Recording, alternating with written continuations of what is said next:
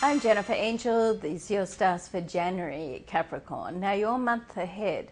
So, in your sign, you have your new moon. This is your annual new moon on the 11th of the month. Venus also moves in on the 9th, and Sun is there till the 20th, and Mercury till the 19th. So, there's like, wow, a lot of activity happening right in your sign. So, this is like, would be called one of your power months. And how fabulous for it to start at the beginning of the year 2013. So, this is with the new moon there, it signifies a whole new start of your new solar phase. So it's a time to get organized and just like hit the road running, as they say.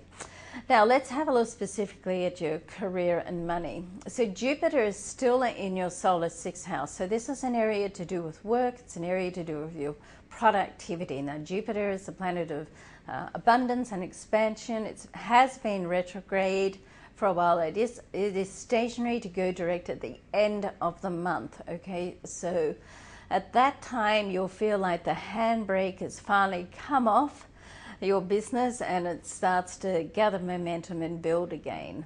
So the Sun, Mercury, and Venus all in your sign just adds energy to every area of your life and business as well.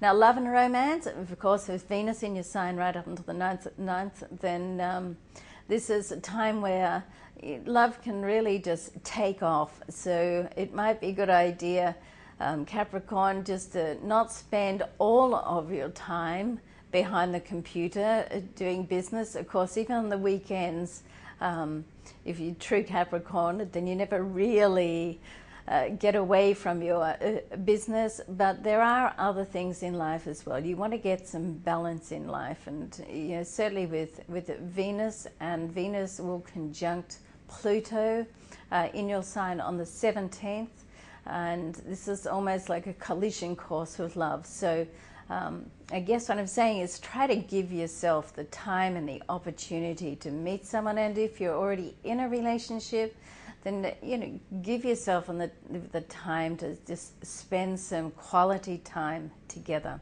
okay, to build that love and take it to a deeper phase in the relationship.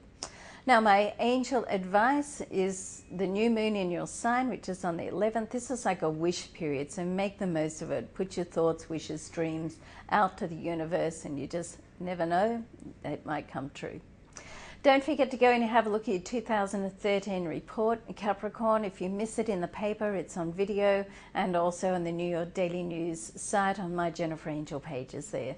Love and luck to you. Thanks for watching. See you next month.